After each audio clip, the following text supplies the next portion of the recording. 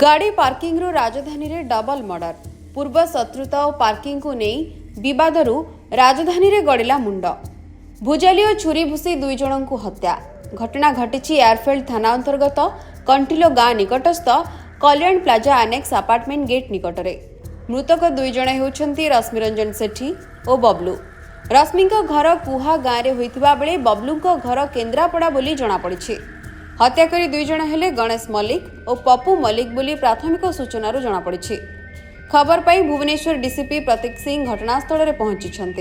Special squad पहुंची पारिपार्श्विक परिस्थिति जांच करिसेंती।